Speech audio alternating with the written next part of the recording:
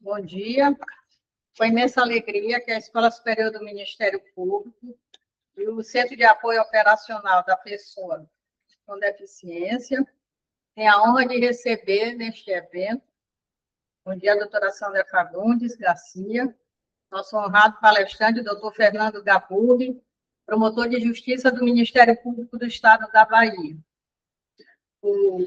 Peço nossas escusas ao nosso querido palestrante, pois não foi possível hoje o nosso diretor da Escola Superior, doutor José Ribamar Sanches Prazeres, se fazer presente, doutor Gaburri, porque ele está em uma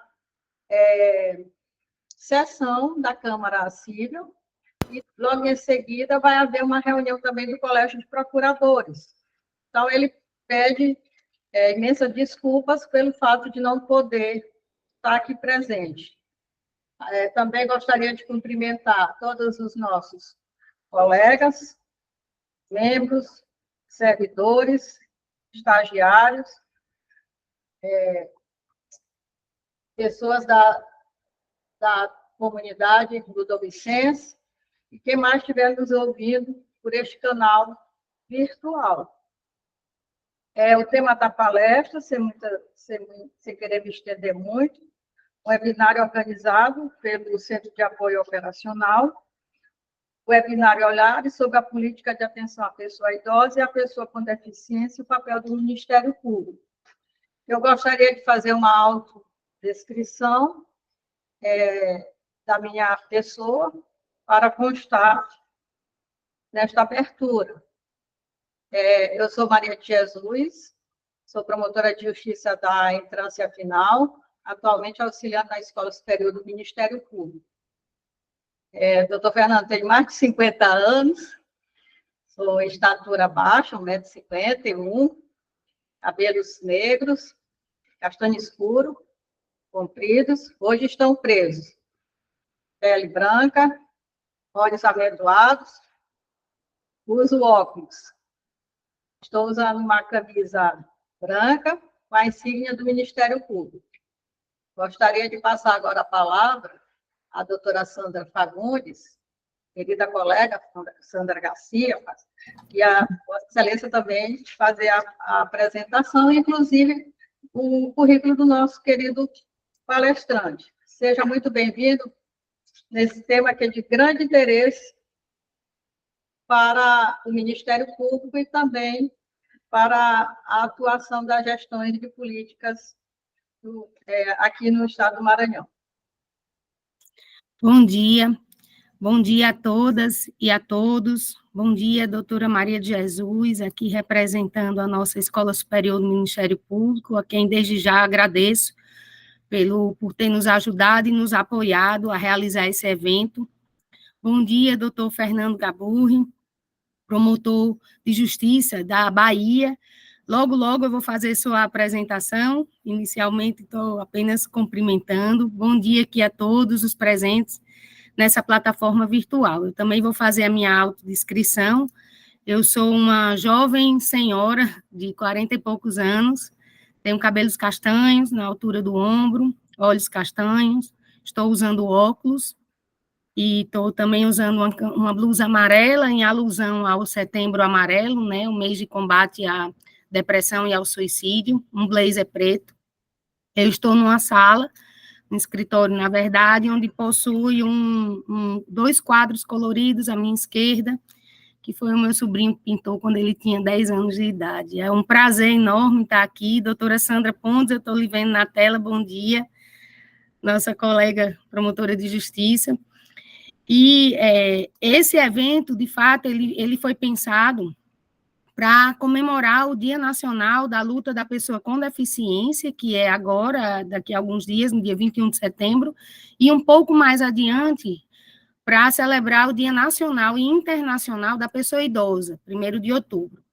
Na verdade, não deveria haver necessidade de uma data para isso, né? Já deveria estar enraizado na nossa sociedade o respeito e a pessoa idosa, e também relembrado toda a luta da pessoa com deficiência, mas infelizmente ainda não está. Por isso a gente precisa dessas datas, Precisamos lembrar a todos a proteção da família, da comunidade e do governo. No Maranhão, doutor Fernando, nós temos 217 municípios, que é uma área territorial imensa. A população do Maranhão toda é de 7 milhões de pessoas. 1 milhão são de pessoas idosas. 643 mil pessoas com deficiência. Ou seja, 9% da população maranhense possui alguma deficiência física, mental, intelectual ou sensorial. Estamos aqui muito orgulhosos e ansiosos para ouvir o senhor. O senhor já é uma pessoa renomada, já conhecemos de outras palestras falando sobre esse tema, de livros publicados, e eu vou passar aqui a sua apresentação. Deixa eu abrir aqui. Só um instantinho.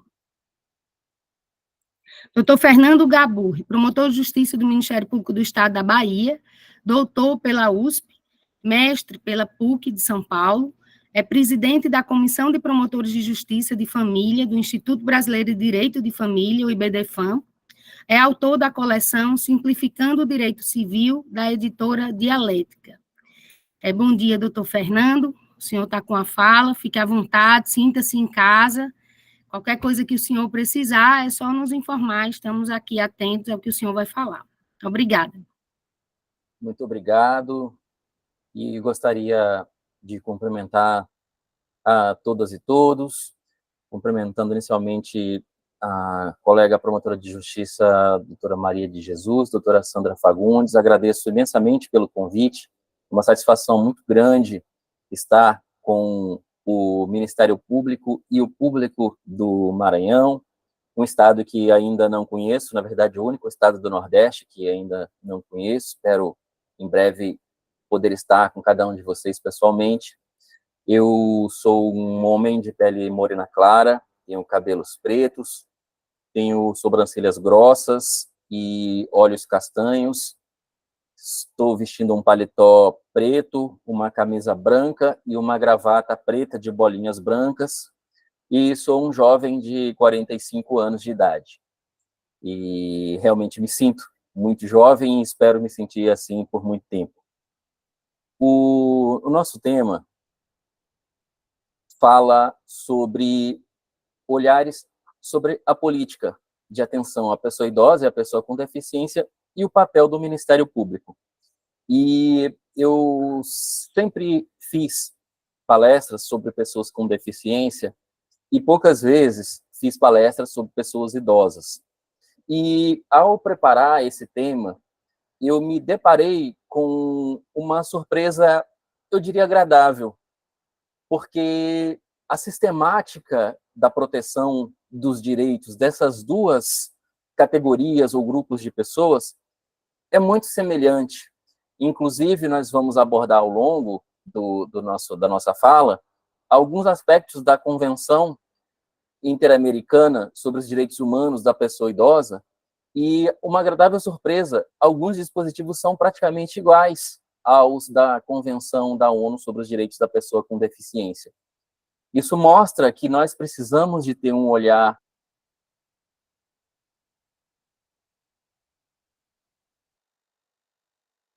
Para mim, travou. Travou aí para vocês? Sim, travou. Nós vamos ver aqui. Pronto, doutor Fernando, acho que voltou.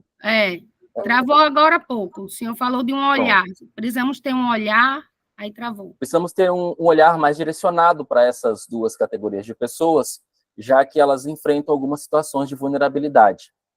O nosso segundo slide, nós temos o sumário do que nós vamos falar.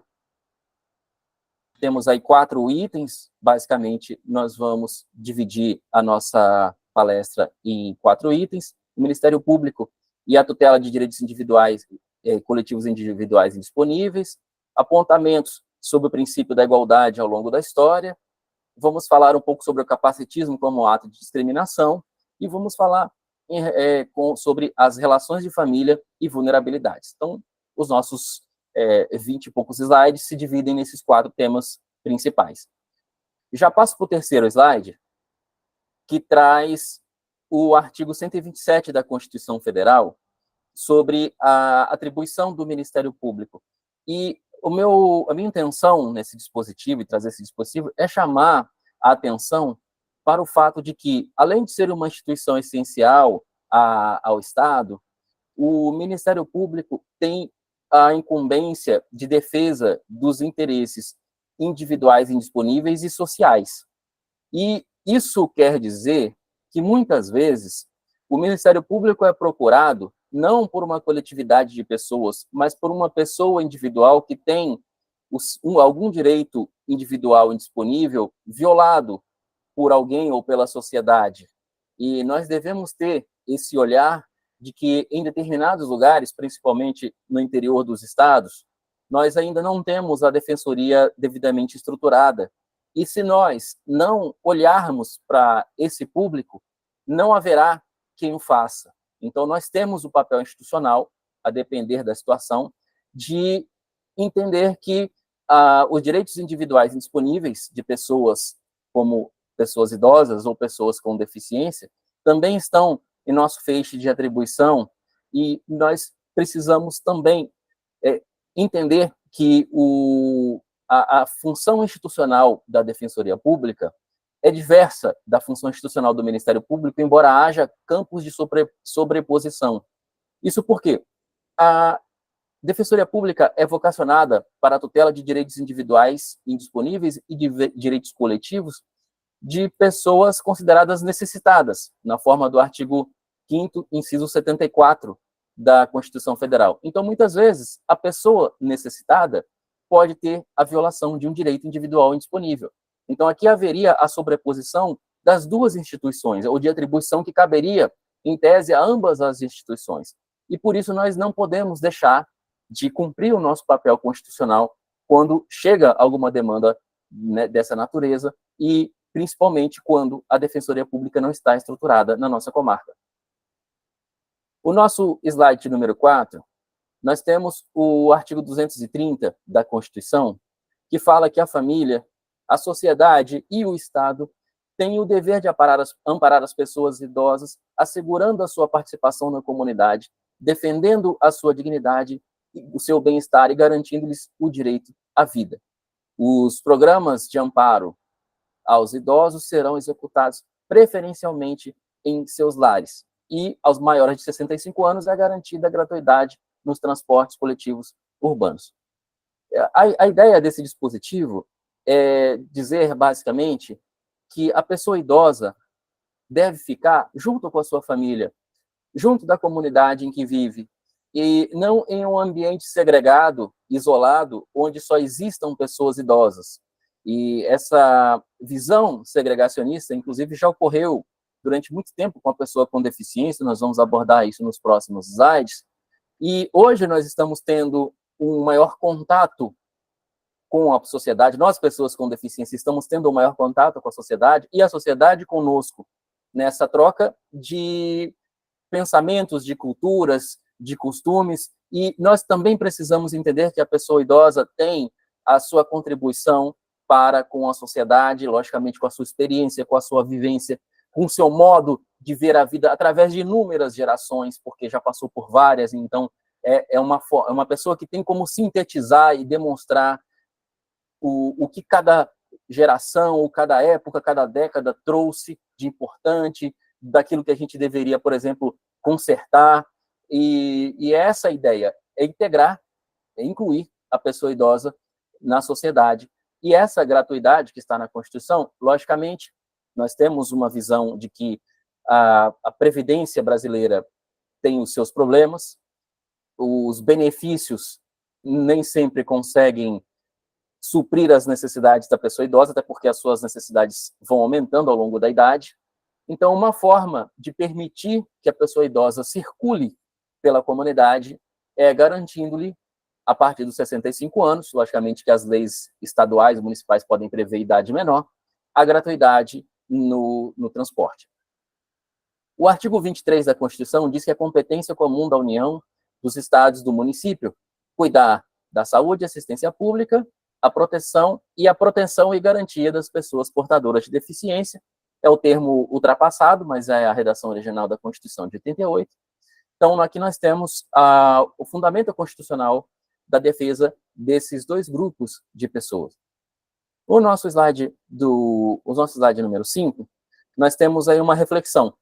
Na atual quadra evolutiva, o direito de família orienta-se pelos rumos da evolução da própria família, hoje eudemonista e democrática, e, sobretudo, refúgio emotivo, cultural, recreativo, de valorização e respeito pela dignidade de cada um de seus membros. É uma passagem do professor Lorival Cerejo, e aqui nós gostaríamos de mostrar, com esse raciocínio, que a família é o seio onde as pessoas se desenvolvem, e ali é que se passa a cultura, é ali que se transmite conhecimento, convicções políticas, convicções religiosas, o time de futebol que a maioria dos familiares torcem, etc.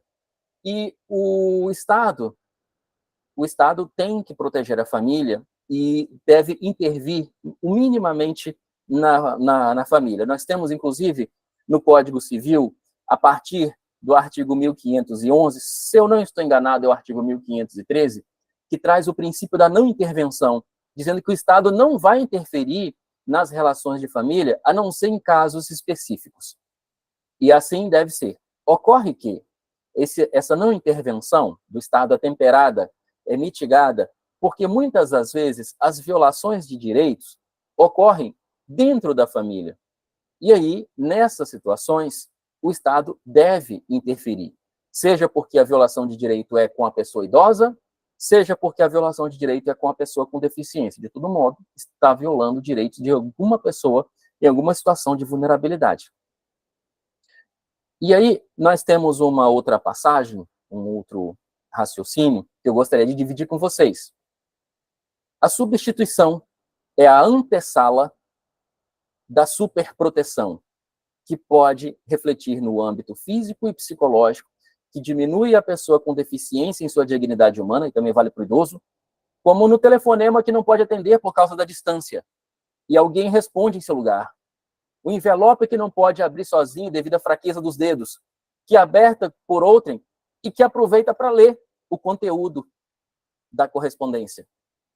É uma passagem de Ana Cláudia Maia Portolozzi, Sexualidade e Deficiência, um livro de 2006, que quem tiver oportunidade, eu recomendo, uma leitura muito interessante sobre a sexualidade da pessoa com deficiência. Ela aborda cada tipo de deficiência e como a sexualidade da pessoa com deficiência é tida como um tabu. Se a sexualidade em geral já é, imagine da pessoa com deficiência e da pessoa idosa. Eu tive um caso na Promotoria de Justiça em que algumas pessoas, membros de uma determinada família, me procuraram a minha Promotoria de Justiça para pedir a curatela. Na verdade, é a palavra que foi utilizada. Queriam a interdição de uma senhora de 80 e poucos anos, porque ela tinha arrumado um namorado e ela gastava o dinheiro da sua aposentadoria com esse namorado. E a família não admitia isso. E eu pedi que me comprovassem de alguma maneira. Doutor se Fernando, ela tinha... me permite, perdão, está travado a tela da intérprete de Libras. Pelo menos para mim está travado, né, doutora Maria de Jesus, para a senhora também? Sim, travou. Aí eu vou pedir alguém da escola para intervir. Só um momentinho, doutora. Fernando, você está nos ouvindo? Só um momentinho.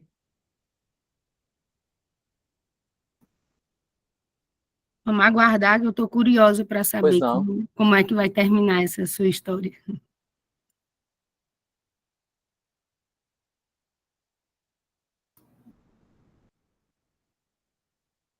Ela saiu da tela, acho que ela vai voltar.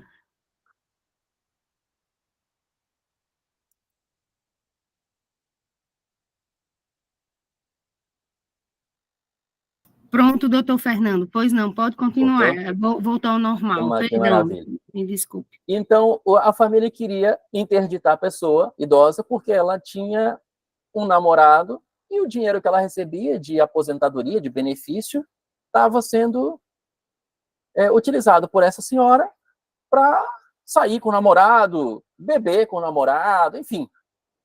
E nós solicitamos, olha, o que essa pessoa tem que lhe tornaria uma pessoa incapaz? Ela é idosa, ela já é velha, ela já tem 80 e poucos anos, e agora ela resolveu namorar.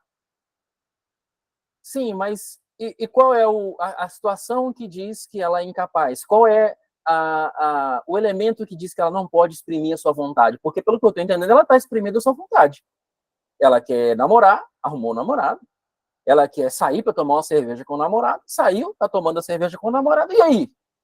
Ah, mas aí a gente não concorda. Falei, mas aí, paciência. Vocês não concordam, mas ela é a dona de si. Ela tem a sua autonomia de escolher o que ela quer fazer e, na medida do possível da sua saúde, ela tem sua independência de fazer sozinha, executar, pôr em prática as suas próprias escolhas. Não há como o Ministério Público interferir, e aqui nós não vamos interferir. Nós não vamos pedir curatela de uma pessoa em razão de senilidade, em razão de que agora ela está tentando, de alguma maneira, encontrar sua felicidade. Então, se a família se a família que deve ser eudemonista, ou seja, no seio da qual as pessoas devem encontrar a felicidade, não está proporcionando a felicidade para essa pessoa, eu vou permitir que ela busque lá fora. Quem sou eu para dizer que ela não vai? E praticamente o procedimento, a minha promotoria da pessoa com deficiência, eu entendi que ela não tem deficiência nenhuma e encaminhei o procedimento para a promotoria da pessoa idosa, que eu acredito também que provavelmente deve ter arquivado esse procedimento. O que tem que fazer é respeitar a decisão da pessoa. O nosso slide de número 6, nós vamos começar a falar agora sobre o apontamento sobre o princípio da igualdade. Doutora Sandra, eventualmente qualquer coisa pode interferir sem nenhum problema, se travar qualquer coisa, a minha imagem ou o som ou a imagem dos intérpretes de Libras, fica bem à vontade, viu? Aqui nós estamos em casa, estamos entre irmãos, não tem problema nenhum, fique bem à vontade. Eu estou bem atenta, doutor Fernando, tá? Obrigada. Pois não. E aí nós temos a Declaração Universal dos Direitos Humanos de 1948, e diz: todos os seres humanos nascem livres e iguais em direitos em dignidade e em direitos, dotados de razão e de consciência, devem agir uns com os outros em espírito de fraternidade. Eu pergunto, qual seria a necessidade desse mandamento formal de igualdade? É porque a natureza aquinhoa as pessoas de diferentes formas, quanto à beleza, estatura, cor da pele, orientação sexual, inteligência, impedimentos, o que interfere quase sempre na desigual distribuição de oportunidades e, por consequência, de riquezas. E essas diferenças fundamentaram inúmeras desigualdades no passado, como a autorização estatal para a eliminação e depois para a segregação das pessoas com deficiência, como para a escravidão, por exemplo. Então, a vulnerabilidade, seja por deficiência, ou seja, em razão da idade, ainda é causa de violação de direitos nos dias atuais. O nosso slide de número 7, nós temos um mosaico que retrata a prática da caça pelos romanos, e estão aí capturando um animal, um porco do mato, e preso em uma vara e amarrado em uma corda de cada lado, sendo carregado por 2 pessoas, 2 caçadores. E entre os homens há um cachorro que os acompanha. E a ideia é dizer que na antiguidade predominavam atividades de artesanato, pecuária e agricultura, o que indicaria que a pessoa conservasse um corpo e uma mente perfeitos para a sobrevivência. Ou seja, a rigidez física e mental sempre foi uma preocupação ao longo de todo o tempo, inclusive um fator de discriminação. Aquele que não tem força, aquele que não tem um raciocínio rápido, é discriminado. E isso pode acontecer tanto com a pessoa idosa como com a pessoa com deficiência. Na obra Ética a Nicômaco, Aristóteles dizia sobre o destino das crianças recém-nascidas: deveria haver uma lei que decida os que serão expostos e os que serão criados. Não seja permitido criar nenhuma que nasça mutilada ou, isto é, sem algum de seus membros. Então vejam que a própria filosofia, aquilo que se tinha de melhor na filosofia da antiguidade greco-romana, entendia como correta a eliminação da pessoa com deficiência. O nosso slide de número 8, nós temos a foto de jovens praticando esportes em uma quadra. E a ideia que nós queremos passar é a mesma. No Brasil, a educação física era um componente curricular obrigatório nas escolas desde o ano de 1937. E a função da educação física era preparar os jovens para o combate, para a luta e para a guerra, através do desporto, da ginástica e dos jogos recreativos. E como o aluno era avaliado pelo condicionamento físico que apresentava, o Ministério Público, por uma portaria de 1938, estabeleceu a proibição da matrícula em qualquer estabelecimento de ensino de aluno cujo estado patológico o impedisse permanentemente de frequentar as aulas de educação física. Ou seja, se o aluno não tivesse uma rigidez física e mental para frequentar as aulas de educação física, ele também não podia estudar. Porque se o Brasil fosse chamado para participar de uma guerra, como já tinha ocorrido em 1914 a 1918, e aqui nós estamos falando do ano de 1938, e logicamente que 7 anos depois ocorreu uma Segunda Guerra Mundial. Então, se os jovens não estivessem preparados para o desporto, para a luta e para a guerra, eles não precisavam ir para a escola porque o Estado não tinha interesse em investir dinheiro nessas pessoas. E, logicamente, isso no futuro causou o quê? Discriminação, falta de emprego, falta de preparo, porque esses jovens, quando chegam na década de 80, na década de 90, eram os nossos idosos, eram as pessoas que estavam à mercê do sistema previdenciário. O slide número 9, nós temos a Lei 2.151, de 2017, do Estado do Amapá. Essa lei foi objeto de uma ação direta de inconstitucionalidade, e eu gostaria de trazer alguns dispositivos, 2 dispositivos dela, que me pareceram muito interessantes, daquela coisa que se dá com a mão e se retira com a outra. Ela fala de escolas para pessoas com deficiência que têm direito de estudar nas escolas mais próximas de sua casa. Então, vamos entender o conteúdo da lei. Fica assegurada a pessoa com deficiência física, mental ou sensorial a prioridade de vaga em escola pública que esteja localizada mais próxima de sua residência.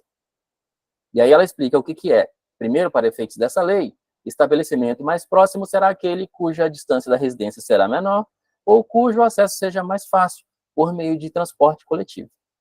E aí vem o artigo 3º. Ficam excluídas da prioridade de que trata o artigo 1º os estabelecimentos de ensino que não possuam as condições necessárias para a educação de portadores de deficiência mental e sensorial.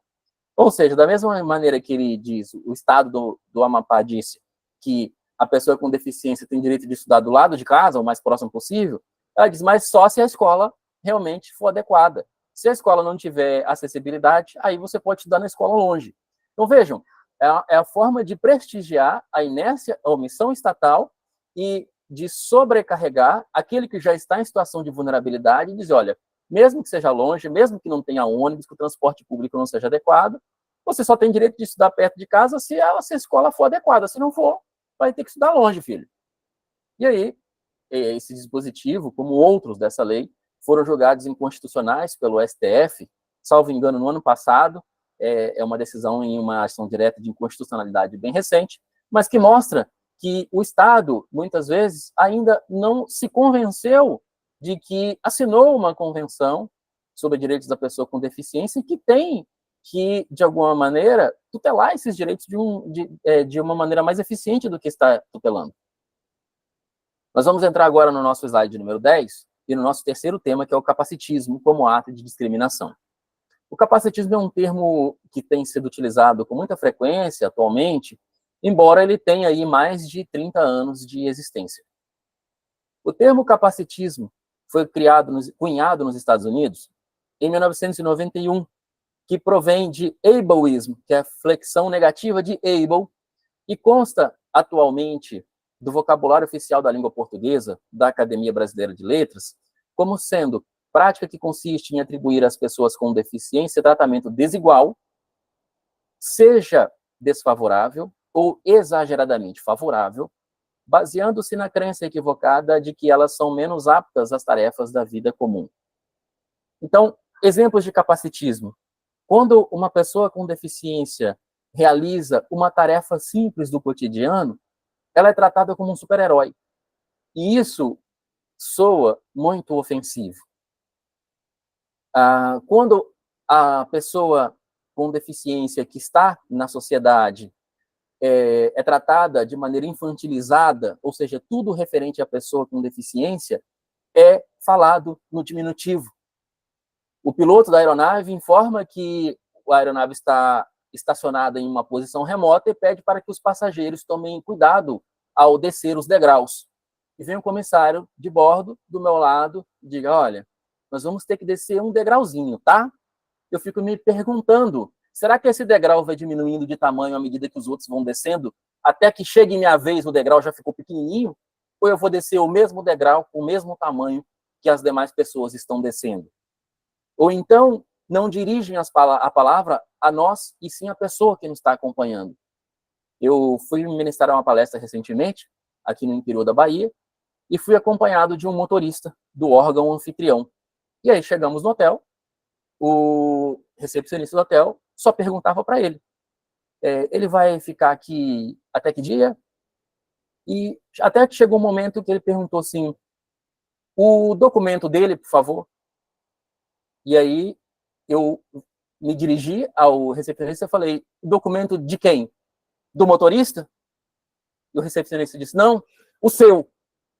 Aí daí em diante, eu estabeleci o diálogo com ele. Ah, tá, então eu vou lhe dar o meu documento e vou lhe responder as perguntas que você havia perguntado para mim. E aí daí em diante, ele conseguiu entender que eu também falo.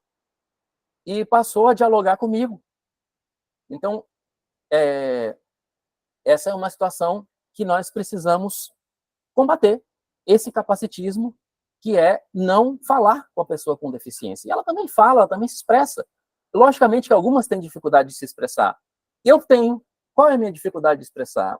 Muitas vezes olhar no olho da pessoa. E não é porque eu não quero, é porque eu não consigo olhar no olho da pessoa que eu não estou vendo. Então eu procuro direcionar o olhar para a pessoa, mas eventualmente os meus olhos não estão direcionados para os olhos dela. E isso também acaba gerando uma dificuldade de comunicação e muitas vezes a pessoa não quer conversar comigo por conta disso. E aí, paciência. Eu cheguei em uma fase da minha vida que eu desejo que as pessoas que não querem a minha presença aproveitem que eu não estou vendo, atravessem a rua e passem pelo outro lado, porque desse tipo de gente eu estou pedindo distância. O slide de número 11.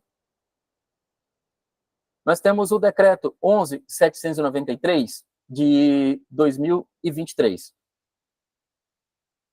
E aí, eu queria trazer para vocês, na verdade, com esse decreto, apenas uma forma de demonstrar que, pela primeira vez, o termo capacitismo foi empregado em um texto jurídico. Embora o texto seja idêntico ao do artigo 4º, parágrafo 1º da Convenção da LBI, esse texto que tem aqui, são diretrizes do novo viver sem limite, o enfrentamento do capacitismo. E aí, no parágrafo único, ele explica o que é o capacitismo. E é o mesmo texto que está no artigo 4º, parágrafo 1º da LBI. Mas aqui ele utiliza a expressão, o termo capacitismo, e lá na LBI ele só diz, considera-se discriminação em razão de deficiência. Então, a intenção aqui era trazer demonstrar isso, que o capacitismo já está empregado em termos, em norma jurídica no Brasil, e pela primeira vez em novembro do ano passado. Coisa bem nova. Slide de número 12. Nós temos a foto da minha missa de formatura, no ano de 2003. Vocês podem ver aí que eu tenho uma setinha apontando para mim. Eu tinha cabelos compridos, eu tinha brinco na orelha direita, e eu tinha um colega cadeirante, que é o Sandro, que está aí também com a setinha nele. E a finalidade desse slide é demonstrar que nós, pessoas com deficiência, fazemos as mesmas coisas, inclusive as erradas, que as pessoas sem deficiências fazem. Quando a aula era ruim, nós tínhamos um método operacional para matar a aula. Sandro, eu empurro a cadeira e você dá a direção e nós vamos sair daqui. E aí nós saímos da aula E as pessoas, as colegas de sala que já estavam lá fora, que já tinham saído antes da gente, nos perguntavam: o que vocês dois estão fazendo aqui? Até vocês estão matando aula?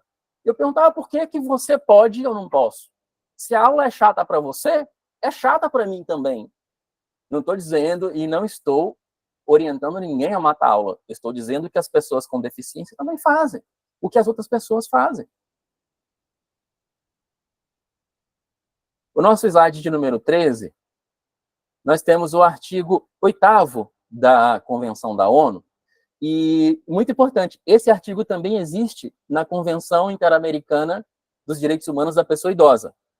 Depois nós vamos falar sobre isso, porque o Brasil ratificou, mas ainda não introduziu no ordenamento interno a Convenção da Pessoa Idosa, mas esse mesmo dispositivo, com termos muito parecidos, também tem na Convenção da Pessoa Idosa.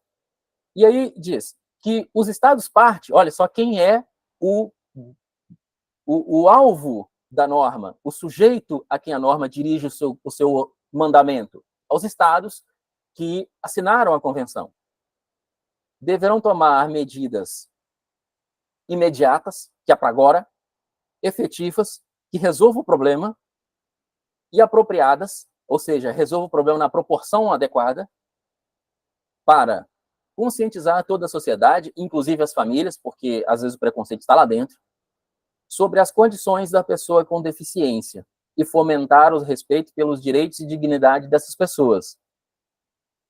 Combater estereótipos, preconceitos e práticas nocivas em relação às pessoas com deficiência, inclusive aqueles relacionados com sexo, idade e em todas as áreas da vida. Promover a conscientização sobre as capacidades e contribuições das pessoas com deficiência. Então, esse dever é imposto ao Estado. Porém, em razão do diuturno descumprimento desse dever, essa tarefa acaba caindo sobre a pessoa com deficiência e sobre a família da pessoa com deficiência. E aí, nós, no próximo slide, no número 14, nós temos o conceito de fadiga de acesso, um conceito que é trazido por Annika Conrad, que é uma ativista norte-americana e que apresentou pela primeira vez esse conceito.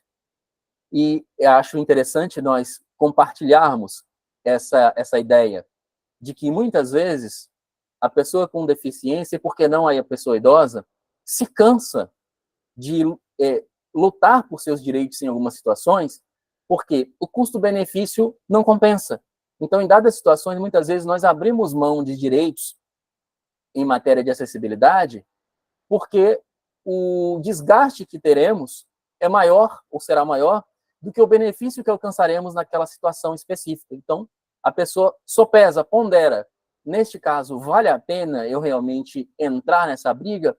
Ou, neste caso, eu deixo para lá e guardo as minhas energias para uma outra situação que acaba sendo mais importante?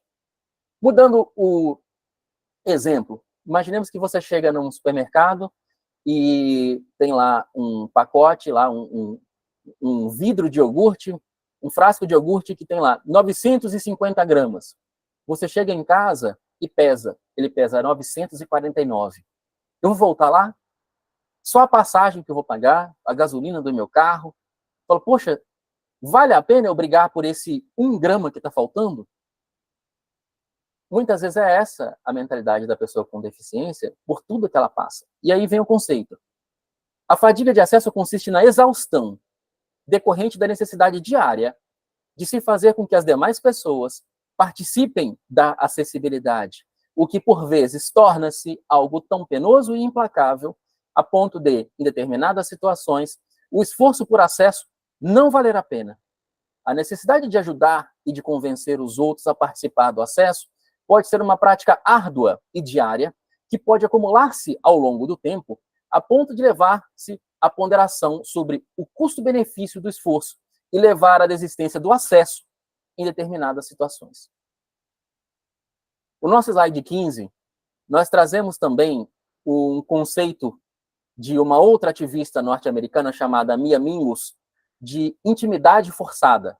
E aqui nós temos a imagem de uma pessoa cadeirante sendo carregada para subir num ônibus, uma pessoa carrega atrás da cadeira e outra pessoa carrega na frente da cadeira, suspendendo ela na cadeira para que ela possa entrar em um ônibus.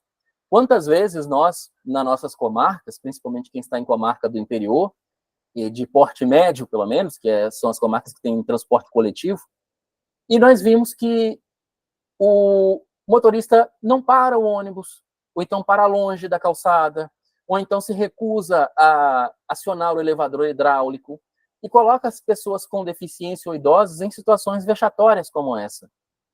E aí, vamos ver o que é essa intimidade forçada. A intimidade forçada consiste na situação cotidiana de pessoas com deficiência, e dá para acrescentar pessoas idosas, que precisam de compartilhar aspectos pessoais para sobreviver em um mundo capacitista, como informações confidenciais com pessoas para o exercício de direitos básicos. E a intimidade física forçada, especialmente para aqueles que precisam de ajuda que acarretem em contato corporal. Vamos lembrar daquele slide que nós passamos um pouquinho antes, que falava da pessoa, aquele slide da Ana Cláudia Maia, que falava de deficiência e sexualidade, que falava da pessoa que precisava, porque ela não consegue abrir o envelope, de uma outra pessoa para abrir o envelope para ela. E aí a pessoa, além de abrir o envelope, lê o que está no envelope e toma conhecimento de um assunto que era da intimidade dela, que ela não queria compartilhar. E assim acontece muito com as pessoas com deficiência e com as pessoas idosas, que muitas vezes se veem obrigadas a compartilhar aspectos da sua intimidade que não gostariam. Eu costumo dar um exemplo. Vamos imaginar que um advogado cego vá até ou uma pessoa cega vá até um consultório clínico, consultório médico, e aí chega na recepção e a ele é solicitada a carteirinha do plano de saúde. O tamanho da carteirinha do plano de saúde é igual à carteira da OAB, é igual à nossa carteira funcional do MP, é igual o nosso cartão de crédito, tem uns cartões de crédito que têm alto relevo, tem outros que não têm. Então imagine que aí eu não saiba naquele momento, eu misturei os documentos, eu não sei qual é o meu cartão de crédito e qual é a minha carteira da OAB. O que eu posso fazer? Minha carteira do plano de saúde. Eu entrego os dois. E peço, moça, veja para mim aqui, qual dessas duas é a do plano de saúde, por favor? E ela pode olhar para mim e falar assim, poxa, cartão black, hein? Tá podendo. E eu fico imaginando, poxa, eu não estou pedindo para ver o cartão dela.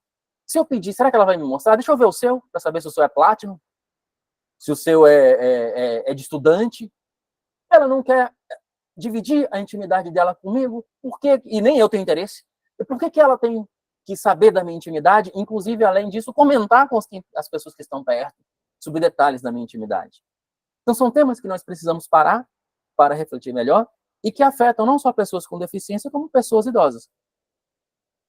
Nosso slide número 16, nós já entramos nas relações de família e vulnerabilidades. E temos o artigo 1767 do Código Civil, que trata das pessoas que estão sujeitas à curatela. Nos interessa o inciso primeiro. Aqueles que, por causa transitória ou permanente, não puderem exprimir sua vontade. Mas eu peço que deem atenção aos demais incisos. Vejam se existe alguma causa de curatela relacionada à senilidade. O inciso segundo está revogado. O terceiro, os ébrios habituais e os viciados em tóxico. O quarto está revogado. E o quinto, os pródigos. Não há nenhuma menção ou relação entre senilidade e capacidade. O fato da pessoa ser idosa não significa que ela tem que ser submetida à curatela. Aí no nosso slide de número 17, nós temos a Convenção Interamericana sobre a proteção dos direitos humanos das pessoas idosas.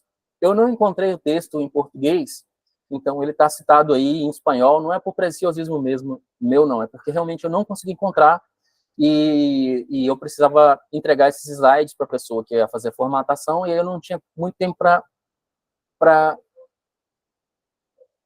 poder pesquisar. Então, nós temos aí o artigo 7º, que tem direito à independência e autonomia, que também tem na Convenção da Pessoa com Deficiência.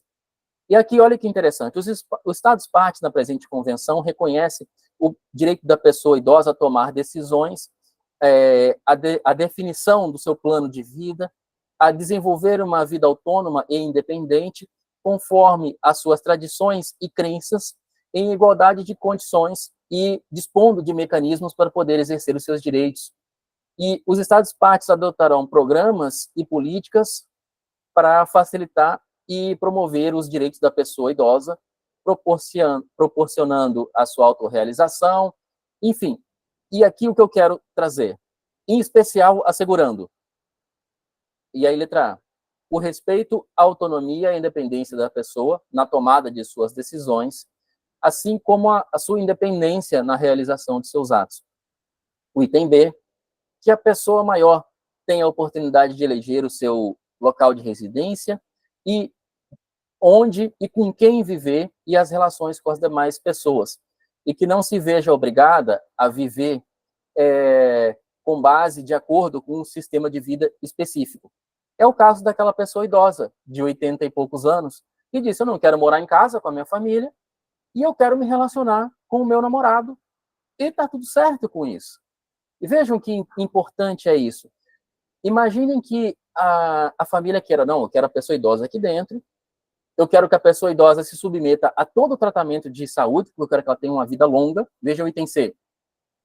Que a pessoa maior tenha acesso progressivamente a uma variedade de serviços de assistência domiciliar, presencial e outros serviços de apoio na comunidade, incluído assistência pessoal, que seja necessária para facilitar a sua existência e inclusão na comunidade e para evitar o seu isolamento e separação desta.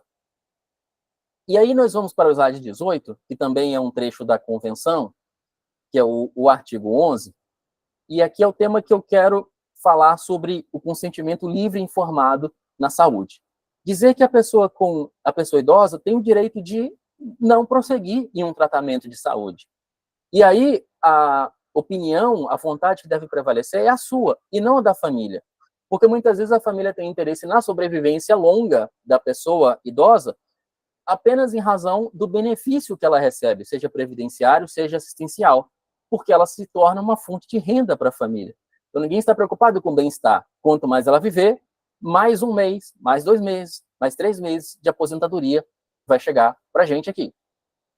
A pessoa idosa tem o direito irrenunciável a manifestar o seu consentimento livre e informado no âmbito da saúde, e a negação desse direito constitui uma forma de vulneração, de violação dos direitos humanos da pessoa idosa. A pessoa idosa tem direito de aceitar e negar-se a receber ou interromper voluntariamente tratamento médicos ou cirúrgicos, incluídos o da medicina tradicional, alternativa e complementar, investigação, experimento médico ou científico, sejam de caráter físico ou psíquico, e o direito de receber informação clara e oportuna sobre as possíveis consequências e riscos desta decisão. Então, às vezes, a pessoa fala, olha, eu não estou afim de me submeter a esse exame que vai prolongar uma vida sem qualidade, e eu quero que os médicos mantenham a minha vida dentro do possível, sem alongá-la e sem fazer com que ela seja alongada artificialmente. Eu não quero ter uma vida vegetativa por mais 5, 10 anos e eu quero evitar esse tipo de sofrimento. Então, essa é uma importante ideia que vem na Convenção e que também pode ser extraída do próprio Código Civil brasileiro, da própria Constituição brasileira, e que espero que essa Convenção, que já foi ratificada pelo Brasil no ano de 2015, seja realmente o decreto que aprova, que internaliza, seja realmente aprovado. Esse projeto de decreto já está tramitando, está lá meio que engavetado, e espero que o antes possível o Ministério Público ou ativistas da pessoa idosa possam fazer com que essa convenção seja aprovada, porque ela realmente será muito útil às pessoas idosas. O slide 19, nós temos o Código de Processo Civil, especificamente no processo de curatela, e aqui eu gostaria de chamar a atenção para alguns pontos com os colegas. O primeiro deles é o artigo 749 do CPC, dizendo que no processo de curatela incumbe ao autor, na petição inicial, especificar os fatos que demonstram a incapacidade do interditando para administrar os seus bens e, se for o caso, para praticar atos da vida civil, bem como o momento em que a capacidade se revelou. E o parágrafo único diz justificada a urgência, eu peço muita atenção aqui, o juiz poderá nomear curador provisório ao interditando para a prática de determinados atos. Então, vejam dois requisitos aqui para a concessão da curatela provisória. Justificada a urgência e atos determinados. Ou seja, cabe ao autor no inicial justificar por que ele precisa da curatela provisória e quais os atos que serão praticados durante a vigência da curatela provisória. E muitas vezes esta normativa passa despercebida, o autor da ação junta simplesmente um laudo médico qualquer, dizendo que ele é pessoa com deficiência e, portanto, ele precisa de curatela, e aí o juiz defere, muitas vezes o Ministério Público passa batido nessa dicção aqui, na profundidade dessa norma jurídica, e aí o autor da ação consegue, no primeiro momento, no liminar da ação, a providência mais ampla do ponto objetivo que ela poderia obter lá no final. E aí ela passa a se desinteressar pelo princípio da razoável duração do processo, cujo ônus corre agora, desde o início, contra o curatelando. O slide de número 20, ainda no processo de curatela, nós temos o artigo 151, que fala da entrevista do curatelando. E nós, pessoas que somos o fiscal do ordenamento jurídico, precisamos de zelar pela realização dessa audiência. Muitas vezes, eu já participei de audiência em que o juiz começa a audiência, antes de gravar, né, às vezes ela é por videoconferência, diz, doutor, vamos simplificar essa audiência aí, porque eu já tenho uma outra depois dessa, e eu queria essa audiência bem rápida para a gente não atrasar a próxima. Eu falei, excelência, eu sinto muito, mas eu vou conversar com o curatelando. E vou cumprir todo o papel do Ministério Público de fiscalizar se realmente é ou não o caso de curatela. E eu pergunto tudo para ele. Como você se chama? O que você gosta de assistir? Qual é o time que você torce? Quanto você recebe de aposentadoria? Quem vai buscar o dinheiro? Você vai na vendinha da esquina? O que você compra? Você conhece a pessoa? Você compra fiado? Compra no caderninho? Você se lembra de depois ir lá para pagar? E aí a pessoa vai narrando tudo. Você já se perdeu no caminho para casa? É difícil de você voltar para casa, você se lembrar. Quando você vai para o supermercado, você leva a listinha. E você se lembra de comprar tudo que está na lista, ou se não leva, mesmo assim você esquece de comprar alguma coisa. E pergunta coisas do dia a dia que acontecem com qualquer pessoa, jovem ou idosa. E às vezes a pessoa me responde tudo, absolutamente tudo. Falei, excelência, isso aqui não é um caso de curatela. Se ela quiser ajuda para sacar o dinheiro no banco, eu até entendo, porque ela é idosa, ela pode ter medo de não conseguir correr de um ladrão, de poder oferecer resistência, embora não seja o mais adequado, mas ela é alvo fácil, porque a pessoa com deficiência também é alvo fácil. Tá, tudo bem, nesse caso, ela pode passar uma procuração para alguém lá só sacar para ela, ou ela tem outros meios menos invasivos e não substitutivos de vontade para resolver isso. Não há necessidade de curatela, porque a gente escanteia a pessoa, a gente torna a substitutividade é o primeiro passo da superproteção e acaba com a autonomia da pessoa. Então, nós podemos e devemos zelar para que só seja deferida a curatela em casos em que realmente a pessoa não possa exprimir sua vontade. No nosso slide de número 21, nós temos o artigo 755. Na sentença que decretar a interdição, o juiz nomeará curador, que poderá ser o requerente, e fixará os limites da curatela. E vejam, quando o juiz fixa os limites da curatela, o limite máximo da curatela está na Lei Brasileira de Inclusão. Qual é? Para atos de natureza negocial e patrimonial, preservada a autonomia para a prática dos atos de natureza existencial. Só que quando o juiz, na sentença, diz que o curatelando está impedido de praticar atos de natureza negocial e patrimonial, ele está aplicando a limitação máxima, ele está cortando na cabeça. E o juiz tem que fundamentar a decisão dele. Esse é o máximo que o juiz pode ir, mas não significa que ele tenha que ir ao máximo se a situação da pessoa com deficiência não exigir que a limitação seja máxima. Por quê? Porque, vejam só, fixará os limites da curatela segundo o estado e o desenvolvimento mental do interdito. logicamente que essa redação é lamentável, mas dá para a gente entender o alcance da lei. Considerará as características pessoais do interdito, observando as suas potencialidades, habilidades, vontades e preferências. Na sentença de curatela, o juiz só fala do que não pode. Alguém já viu o juiz falar, não, mas ele pode isso, ele pode aquilo, ele pode esse outro. Não tem. Em sentença nenhuma tem isso. E a lei está dizendo que você tem que dizer quais são as habilidades dele para saber o que ele pode e o que ele não pode. Não sou eu que estou inventando isso. O slide 22. Vejam, e eu falo isso com o juiz, ó, excelência, essa sentença é nula. E anula por quê? Artigo 489 do CPC. Não se considera fundamentada qualquer decisão judicial, seja ela interlocutória, sentença ou acórdão, quando 1. Se limitar a indicação, a reprodução ou a paráfrase de ato normativo sem explicar a sua relação com a causa ou a questão decidida. 3. Invocar motivo que se prestaria a fundamentar qualquer outra decisão. Tem juiz que fica para morrer quando eu falo isso, mas eu falo. Não tem problema, eu tenho independência funcional, só não posso faltar com respeito. Dentro do respeito, eu falo, excelência, esse tipo de decisão fere tal e tal dispositivo do CPC. E fere por quê? Porque o senhor está pegando uma paráfrase de lei que serve para fundamentar qualquer decisão. O senhor não está cotejando a lei com o caso concreto. O senhor está pegando a lei e está reproduzindo ou parafraseando no caso concreto sem indicar os motivos que o levam a aplicar esse dispositivo na sua totalidade. Por que o senhor vai cortar pela cabeça se o senhor poderia cortar mais embaixo? Vamos preservar o que pode ser preservado e só vamos limitar o que tem que ser limitado?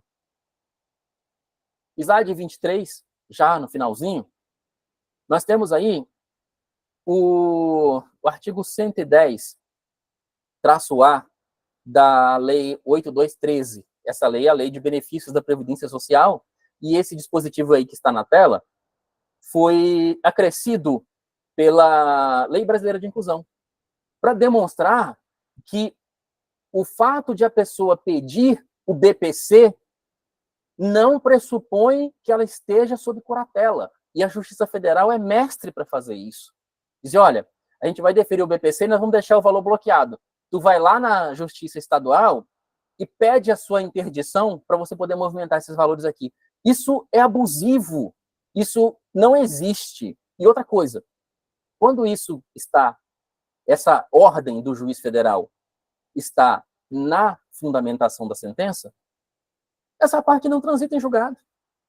Eu não sou obrigado a respeitar o fundamento da sentença, porque ela não faz coisa julgada. Chega aqui na Justiça Estadual, que para mim é só fundamentação. O que eu tenho que observar é o dispositivo, onde está deferido o benefício. Só. E outra coisa, ainda que essa exigência de curatela esteja na parte dispositiva da sentença, quem é o juiz federal para interferir na autonomia e independência do membro do Ministério Público, seja federal ou estadual? Ninguém precisa me responder, porque cada um de vocês já sabe a resposta. Artigo 110-A. No ato de requerimento de benefícios operacionalizados pelo INSS, não será exigido apresentação de termo de curatela de titular ou de beneficiário com deficiência, observados os procedimentos a serem estabelecidos em regulamento. O fato de a pessoa não poder locomover-se a uma agência bancária, por exemplo, não é causa de curatela. Por quê? Porque alguém pode ir para mim. E hoje em dia, quem é que quer receber dinheiro em dinheiro? Hoje em dia, todo mundo quer o Pix, porque ninguém tem troco. Porque ninguém quer ficar com dinheiro na mão e ser assaltado. Então, se a pessoa com deficiência, eu tenho um celular, estou até procurando ele, que ele estava aqui, mas não estou achando, igual ao de vocês, é um iPhone igual ao de vocês. Eu tenho um leitor de telas no iPhone, vocês vão ver que todo iPhone tem esse leitor de telas, não é específico para mim, é só vocês ativarem com 3 toques no botão lateral de desligar e ligar, e aí o telefone começa a falar o que está na tela. Então eu consigo pegar o meu aplicativo dos bancos que eu tenho conta e faço Pix, faço compras. Eu compro as coisas na internet, sozinho, sem ninguém precisar de me ajudar. Eu não acho que eu poderia, por exemplo, com segurança, se for para aí eu vou, mas com segurança, eu não gostaria de ir sozinho numa agência bancária. Eu sou um promotor de justiça, as pessoas me conhecem, e eu não estou vendo quem está me vendo. Então, eu tenho minhas vulnerabilidades, tem que admitir isso. Então, o fato de eu pedir para alguém ir no banco comigo não significa que eu tenho que ser curatelado. Já pensou se, na hora do tribunal do júri, vem o juiz, se dirige ao meu assessor e pergunta, ele vai pedir a condenação? Lógico que não. Quem tem que falar comigo é o juiz, e eu falar com ele, ninguém responde por mim, a não ser eu. A não ser que eu peça, eu não posso ir, tu vai lá para mim e faça isso, isso e isso. Mas eu estou passando um mandato, escrito ou verbal, mas eu estou passando uma procuração para alguém fazer para mim. Mas a minha vontade é, vai lá e casa para mim, que eu não vou poder ir no meu casamento. Tudo bem, a pessoa vai lá e diz o sim. Mas a vontade é de quem? É a minha. E é isso que nós precisamos ter sempre em mente. Artigo 24, página 24 e penúltima. Nós temos aí a lei da assistência social, do BPC, que fala quem tem direito ao BPC. E não é o interditado. Não, é a pessoa com deficiência ou o idoso, com 65 anos ou mais, que não possa manter o seu sustento e não tê-lo mantido por ninguém da família. Por exemplo, o Silvio Santos tem direito ao BPC, enquanto ele era vivo, ele tinha mais de 65 anos há muito tempo, mas ele tinha como se manter. Ou então, se ele não tivesse, ele tem uma família rica que podia mantê-lo. Então, ele não precisa do BPC. Então, a ideia aqui é idade ou deficiência. Esse é o primeiro requisito, que é alternativo. E o segundo requisito, que é o mesmo, não poder se manter sozinho ou não ter a família para se manter. Ninguém está exigindo curatela, está exigindo impossibilidade de trabalho, incapacidade laborativa, que é um termo que está na legislação trabalhista e previdenciária, nada tem que ver com capacidade civil. É importante também a gente deixar claro isso nos nossos pareceres.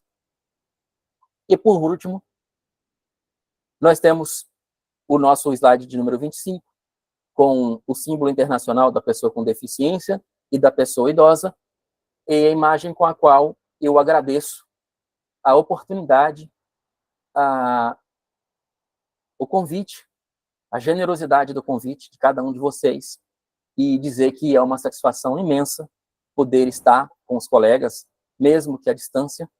Espero que no futuro próximo nós possamos estar perto um do outro. Eu sou bem bravo assim nas minhas palestras, mas é só uma forma enfática de falar, até porque nós temos poucas pessoas com deficiência para falar, então quando aparece uma, acho que tem que falar um pouco alto para que todos nos escutem e saibam que a nossa fala é séria. A gente não quer nada a não ser igualdade. Muito obrigado. Estamos aplaudindo, né, doutora Maria de Jesus? Vários aplausos aqui para o senhor, doutor Fernando. Pois não, doutora Maria de Jesus, pode falar. Isso quer dizer para ele, uma chuva de aplausos. Parabéns pela excelente palestra e esclarecimentos. Doutora, eu só queria fazer um registro, pois no momento da nossa abertura, nós não fizemos uma referência ao doutor Alenilton Santos da Silva Júnior, cumprimentando o nosso promotor de justiça, que hoje é o responsável pelo Centro de Apoio Operacional da Pessoa Idosa e com Deficiência. A palavra para a senhora, doutora Sandra. Sim, doutor Alenilton, ele me pediu para eu fazer essa mediação, porque ele não pôde estar presente, ele está participando agora de uma reunião, e ele achava até que conseguiria participar da abertura, né, e nem isso ele conseguiu, me mandou uma mensagem cedo, então eu também peço desculpa. Pois não, doutora Maria de Jesus?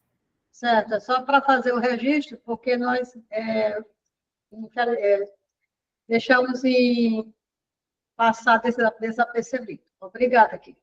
Eu vou a palavra para você continuar os debates. Erro meu, doutora Maria Jesus, na verdade era para eu ter falado. Mas, doutor Fernando, maravilhosa a palestra, eu já imaginava que ia ser muito boa, o senhor superou as minhas expectativas. E não falou bravo, não, o senhor falou numa simplicidade, numa simpatia, do início ao fim. Nós somos realmente gratos pela sua disponibilidade e pelo que nos foi passado aqui no dia de hoje. Nós temos aqui uma pergunta, mas antes de eu falar, nos comentários, eu vou deixar em aberto para quem quiser fazer pergunta, pode colocar no chat, eu esqueci de avisar isso também no início, pode fazer aqui no chat ou levantar a mão, que aí nós abriremos a fala para que a pessoa pergunte diretamente a doutor Fernando. Mas, doutor Fernando, o senhor falou na Declaração Universal dos Direitos Humanos, né, dos direitos do homem e do cidadão. No artigo 1º, trata que todos os seres humanos nascem livres e iguais. E aí, no início, eu falei que esse evento era uma alusão ao dia 21 de setembro, que era o dia da luta das pessoas com deficiência, né? Embora a gente saiba que falta muito ainda a conquistar, um longo caminho já foi trilhado, né? E aí eu queria que o senhor nos falasse de quais conquistas merecem aplausos, que conquistas as pessoas com deficiência e também pessoas idosas aconteceu até aqui, o que é que ainda falta a gente caminhar. Nós, como promotores de justiça, nos deparamos todos os dias na nossa atividade, servidores também no Ministério Público, de como melhorar a vida dessas pessoas. E aí, agora, a gente quer ouvir o senhor não só como uma autoridade do Ministério Público, como também uma pessoa com deficiência, né?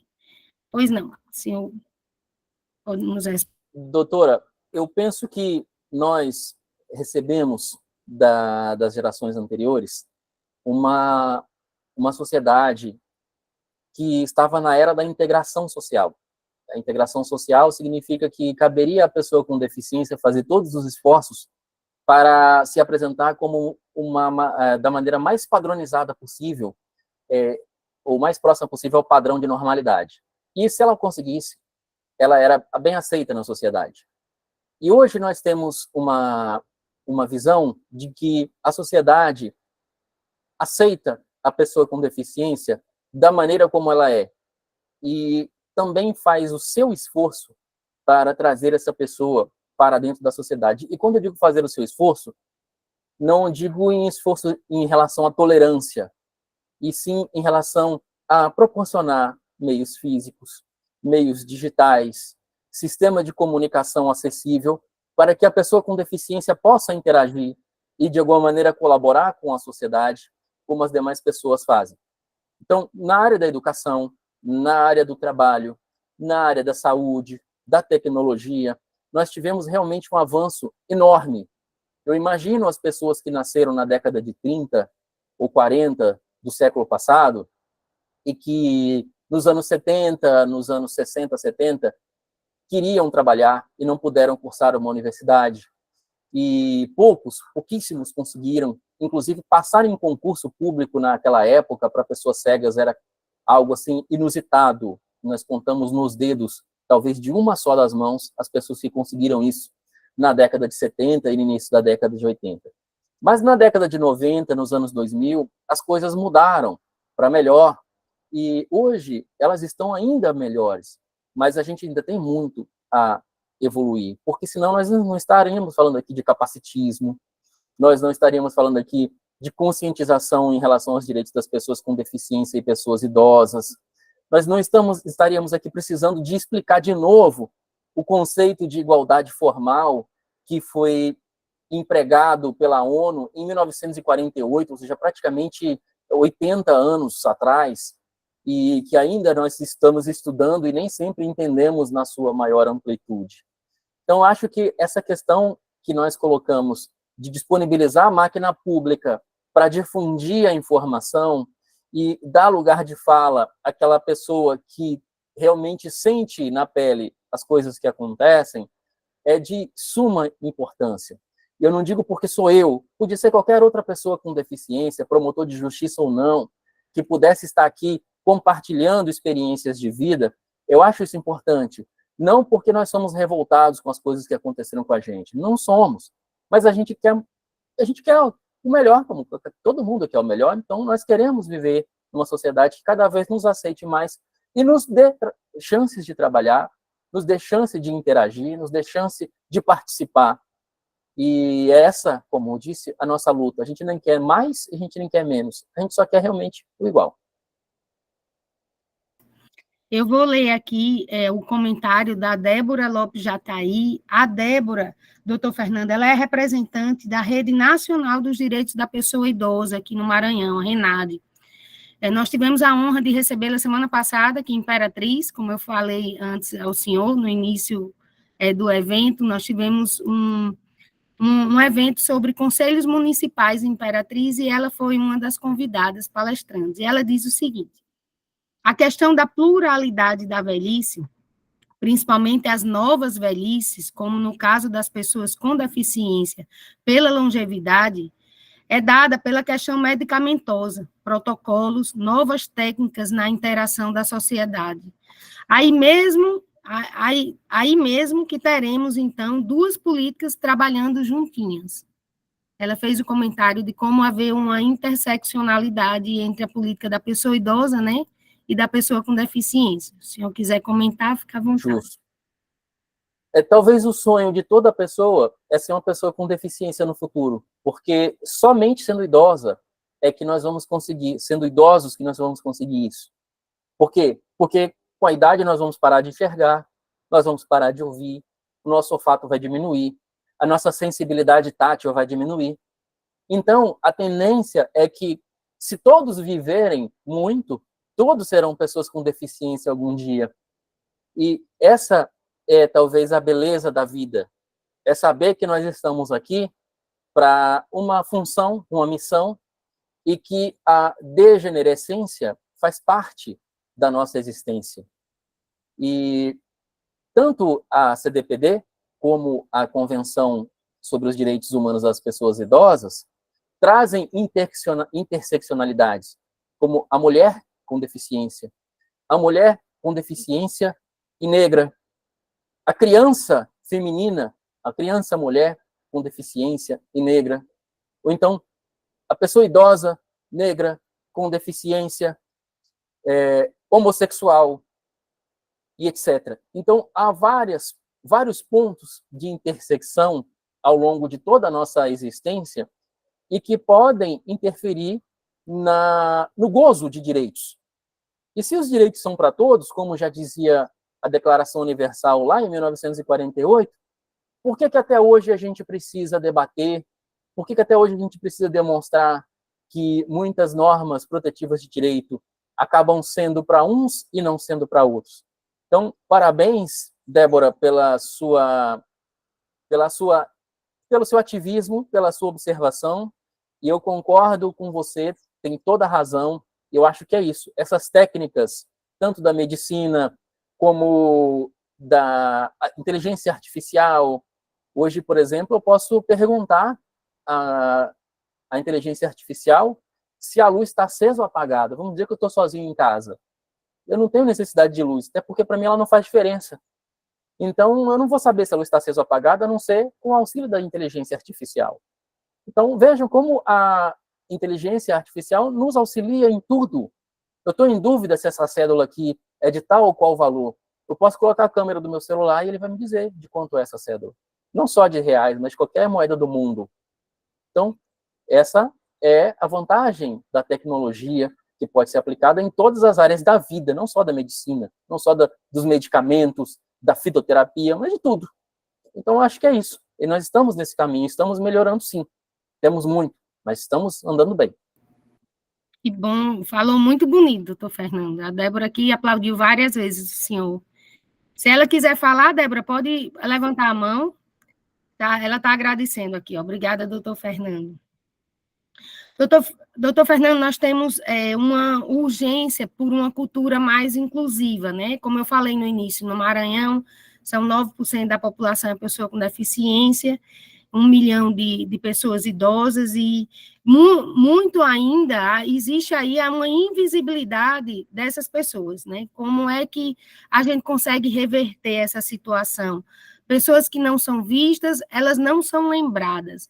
A gente enfrenta muito uma dificuldade de dados estatísticos, ou na publicação dos dados de violência desse ano, quase não consta lá pessoas com deficiência ou pessoas idosas que sofreram deficiência. Isso porque o que acontece é, às vezes a polícia vai lá na ocorrência, mas não coloca no boletim de ocorrência. Eu vi falando isso nas minhas reuniões com os policiais.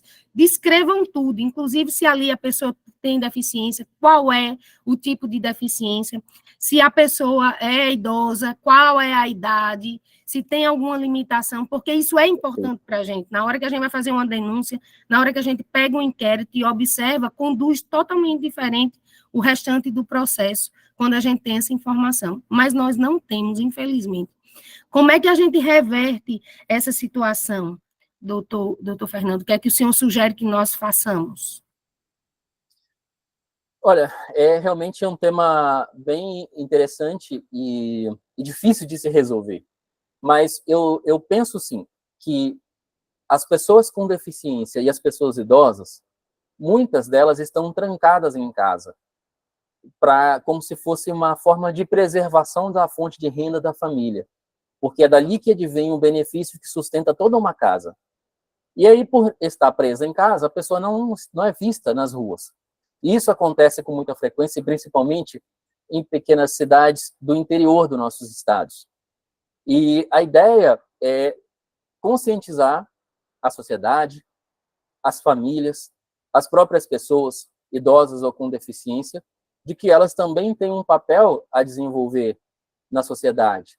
E se, por exemplo, a estatística pública, os órgãos públicos, colocam nas ocorrências essas cifras que estão sendo ocultadas, nós teríamos, logicamente, elementos para que nós desenvolvêssemos ou direcionássemos melhor algumas das nossas políticas públicas, porque, infelizmente, o policial não diz se a pessoa é negra, se a pessoa tem deficiência, se a pessoa é idosa, quando ela é vítima de uma violência doméstica, por exemplo. E isso faz toda a diferença na hora de nós planejarmos, de nós concebermos as políticas públicas e direcionarmos os recursos públicos de uma maneira mais adequada, de uma maneira em que eles possam realmente atingir a sua finalidade na maior amplitude possível. Perfeito, é exatamente isso. Era exatamente isso que eu estava mencionando. O senhor comentou na sua fala que as pessoas com deficiência também fazem coisas erradas, né? Aí, imediatamente, eu me recordei, eu estive como coordenadora do Centro de Apoio da Mulher, do Ministério Público do Maranhão, por um período de 2 anos. E, nesse período, eu recebi um convite para fazer uma palestra numa escola de pessoas com deficiência auditiva. E a diretora me chamou e disse, doutora, a palestra é sobre violência doméstica.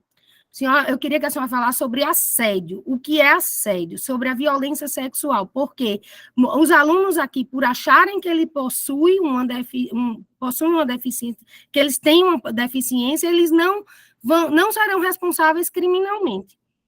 Olha só, um abraço, Débora, ela está dando um abraço aqui, agradecendo. Olha só o pensamento deles, né? Então, eu fui desconstruir isso na minha palestra, dizer, olha, todos nós aqui somos responsáveis criminalmente pelos nossos atos. Então, se há, de fato, um assédio, uma situação de violência sexual, sim, vocês serão responsabilizados, como são todas as outras pessoas. Não há diferença aqui, uma situação benéfica ou privilégio, por exemplo, por possuírem a deficiência auditiva, né, por terem essa deficiência, de não ser responsabilizado, não, jamais.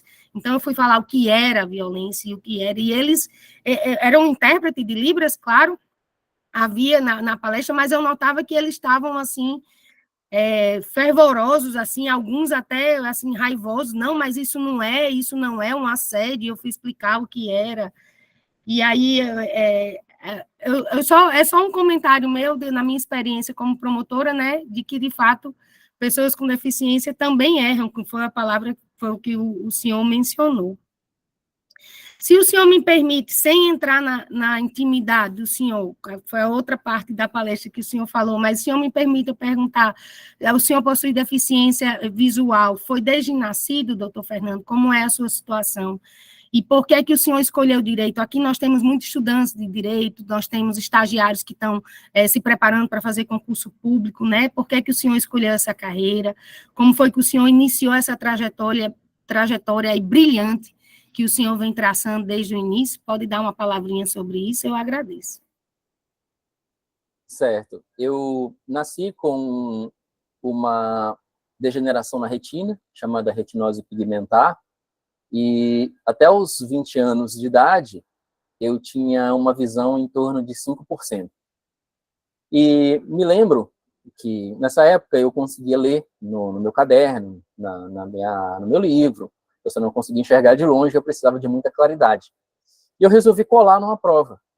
Eu acho que estava na sexta, sétima série, e a menina mais inteligente da sala sentava na minha frente.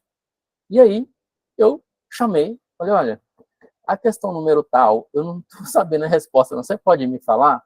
Aí ela pegou a cadeira dela, fez isso aqui, ó, virou para trás, falou, hein? Nisso a professora parou do meu lado. Tá precisando de alguma coisa, Fernando?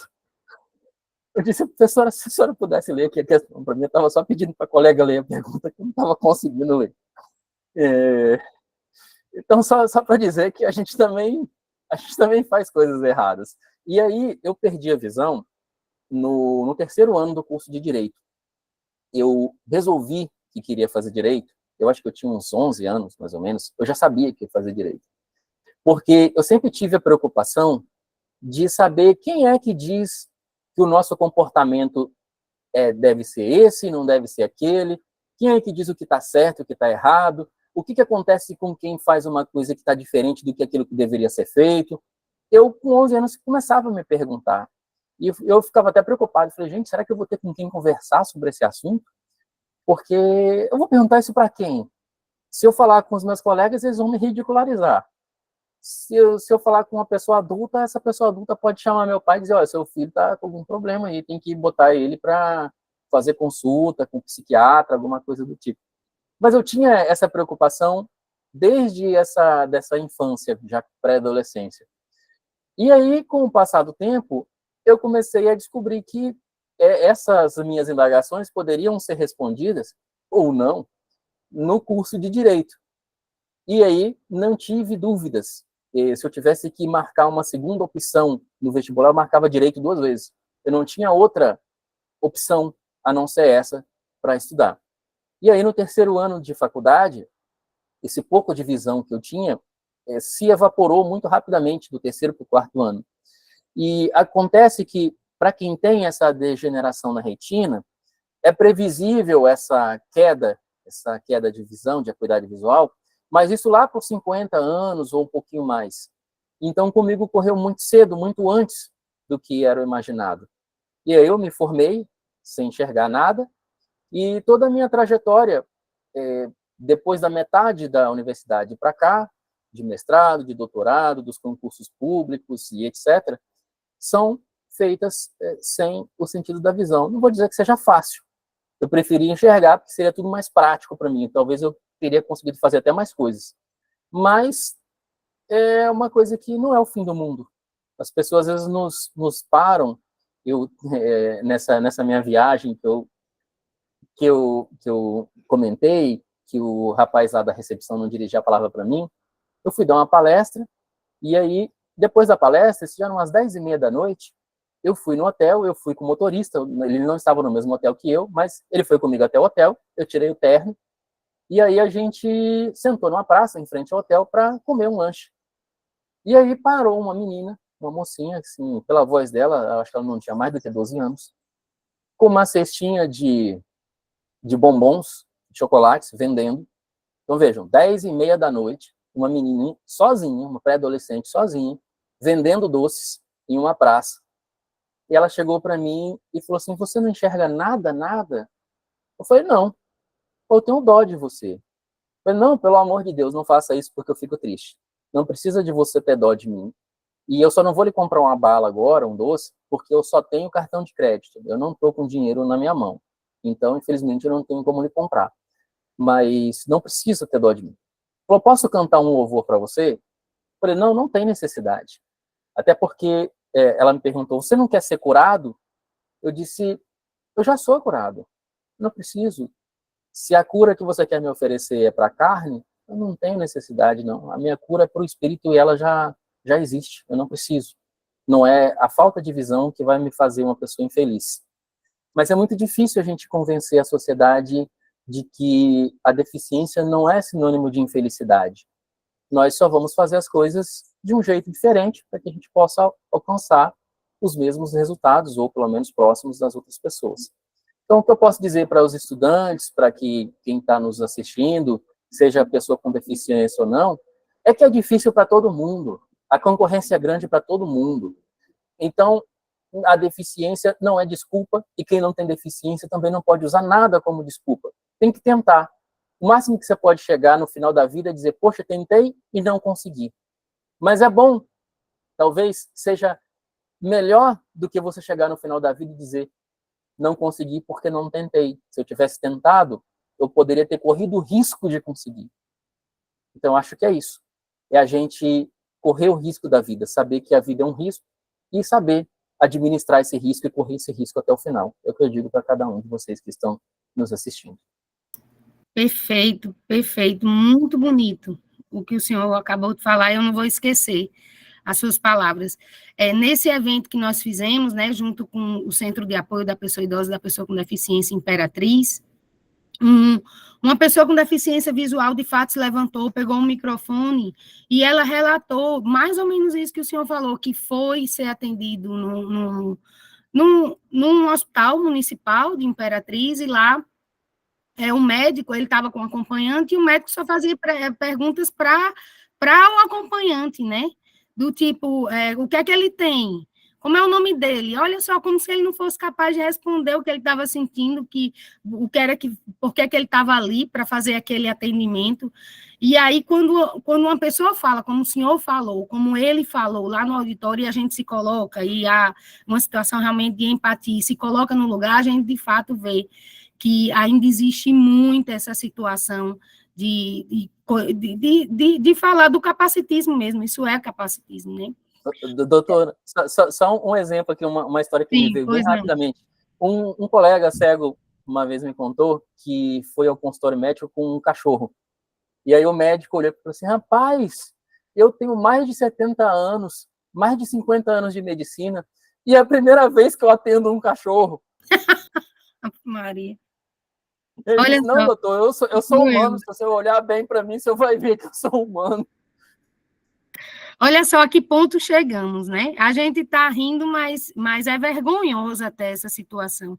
Eu marquei, doutor Fernando, a sugestão até da diretoria, da promotoria daqui de Imperatriz, de fazermos uma capacitação para todos os funcionários e servidores do Ministério Público, que atende ao público, para saber como atender, como se portar, como falar, e dar várias orientações nesse sentido. Na verdade, não era para ser necessário, mas a gente sabe que é.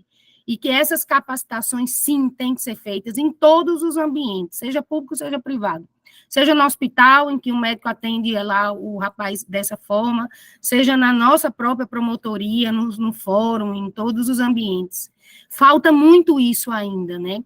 Porque eu ainda encontro muitas pessoas, até um colega meu, nesse meu evento, ele virou para mim e falou assim, eu não sabia dessa autodescrição. Eu nunca ouvi falar que tinha que se autodescrever, né, no início da fala. Eu digo, claro que tem. Se você fala para um público, pode ter público que haja necessidade realmente de você se autodescrever. Mas é isso, doutor Fernando. Estou muito feliz de estar aqui com o senhor. Muito agradecida, gratidão. Eu estou fazendo um coração com as mãos aqui para o senhor, que é o símbolo da minha gratidão pela sua presença, pelas suas palavras, pelos seus conhecimentos, por dividir conosco. O coração, pronto. E eu já faço aqui o convite para o senhor vir presencial a São Luís, uma cidade lindíssima, nossa capital, e aí o senhor estende até aqui a Imperatriz, queremos muito lhe ouvir pessoalmente, é diferente a palestra presencial, né? Sentir o senhor perto, eu quero muito, já faço esse convite de já, e a gente combina aí um dia. Tem alguns comentários aqui que eu estou vendo agora, a Georgitan, parabenizo, doutor Fernando, por ser um exemplo de superação. Hoje, uma das maiores barreiras a serem superadas é a própria sociedade. Quanto mais jovem, tem um desvio, quando mais jovem, eu tinha um desvio no olho. Sofri muito com essa situação. Foi o Jorge Irtan que falou isso. A Débora agradeceu mais uma vez, excelente palestra. Renade, que é a Rede Nacional da Defesa da Pessoa Idosa, manda um grande abraço para o doutor Fernando. E tem um comentário da Selma Valéria está falando, para fins de registro, informa que a Revidef, que é a rede das pessoas com deficiência, sentindo a falta de dados referente à população com deficiência privada de liberdade. Ela vai oficiar a Secretaria de Administração Penitenciária solicitando informações quanto ao perfil da referida população. Ou seja, precisamos também desmistificar que a pessoa com deficiência não é anjos. Era aquilo que eu estava falando, né? Que também comete infrações, comete delitos, e que outros podem ser penalizados. Caso o senhor queira comentar. O Instagram do doutor Fernando, vou falar aqui, é @FernandoGaburri, GABURRI. Eu vou acompanhar o seu trabalho. A Ana Martins está dizendo. Muito obrigado. Eu também já sou uma seguidora do senhor. Acho que acabaram aqui os comentários, doutor Fernando, se o senhor Queria quiser. só agradecer também, doutora, ao colega Alenilton, da Comissão Permanente das Pessoas com Deficiência Idosa, lá do GNDH, com quem convivo anualmente nas nossas reuniões presenciais, e agradecer pelo carinhoso convite que sei que partiu dele para estar aqui hoje com o público do Maranhão. E em breve, espero estar presencialmente com cada um de vocês aí. Doutora Maria de Jesus, quer fazer as considerações finais? Bom, nós gostaríamos de novamente reiterar que foi de grande valia simplificando o direito civil na temática voltada às pessoas idosas e pessoas com deficiência. Na minha atuação como promotora de justiça, atualmente eu sou da área criminal e realmente, como a Selma acabou de falar, não é raro chegar pessoas que estão sendo processadas e estão recolhidas no sistema com deficiências. E, às vezes, já foi necessário até se fazer um atendimento diferenciado. Então, realmente, é muito válido que tenha um cadastro sobre os portadores de alguma deficiência no sistema prisional. Também, doutor Fernando, em relação à área acadêmica, eu sou professora da universidade, e cada vez mais nós estamos tendo em nossas turmas alunos do curso de Direito portadores de alguma deficiência, desde a visão e locomoção, e o cuidado é de que seja informado para os docentes que naquela turma nós vamos ter um aluno com essa condição, para que se possa dar para ele uma melhor estabilidade. E uma experiência que nós passamos na época da pandemia foi justamente porque nós tínhamos um aluno também com problema de visão, perda total da visão. E esse aluno, assiduamente acompanhando, ouvindo, mas em nenhum momento ele aparecia no perfil. E naquele tempo, como não estava tão organizada, foi um tempo excepcional e a própria universidade, a pandemia afastou a todos do espaço, não chegou a tempo as informações. Então, praticamente, eu só fui saber que esse aluno estava que tínhamos esse aluno no final do curso, porque justamente eu quis fazer um vídeo com a participação de todos e pedi que cada um me enviasse uma foto. Então, depois eu tentei conversar com ele, porque se ele teve alguma dificuldade, porque em nenhum momento eu fiquei até assim me sentindo preocupada por não estar fazendo as descrições para ele. E ele falou que disse, não, professor, eu fui gravando tudo que a senhora estava explicando e eu me saí muito bem. Realmente, ele se saiu muito bem na disciplina, era uma disciplina sobre direito do comércio exterior. Mas aí eu destaco essa situação para a gente ver como é importante, doutora Sandra, colegas, que o Ministério Público também fique atento, e eu, como promotor de justiça, infelizmente, naquela época não sabia, mas a universidade tem essa política de atenção de saber que tem alguém que está portador de alguma condição. E, nesse caso, nós não fomos informados a tempo, e o próprio aluno não sentiu, não sei se também não quis nos contactar via um áudio da sua situação. Então, eu acho muito relevante os olhares. E com relação também à pessoa idosa, já estou querendo me estender, que já estamos bem adiantados da hora, realmente a questão das pessoas idosas também é outro problema que tem levado muito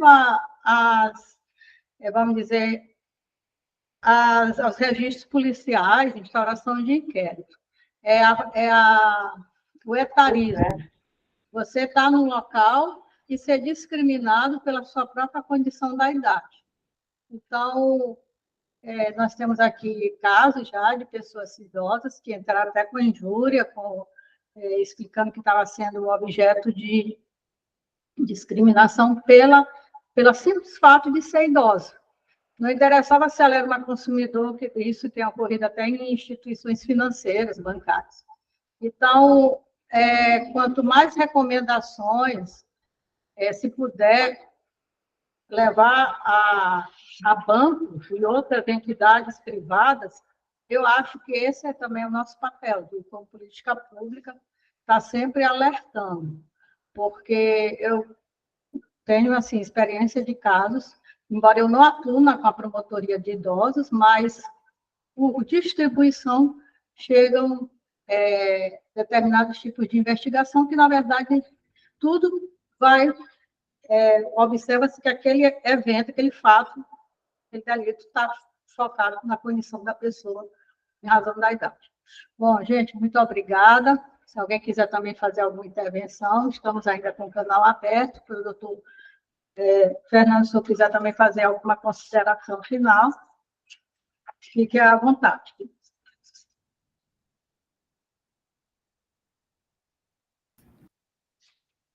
Eu vou agradecer aqui a todos que estão conosco, que estiveram conosco nessa manhã até agora, agradecer ao doutor Fernando mais uma vez, reforçar o nosso convite, a presença, e agradecer à escola pelo apoio, pelo suporte, por realizar esse evento, aos nossos intérpretes de Libras, foram 2 que se revezaram, muito obrigada.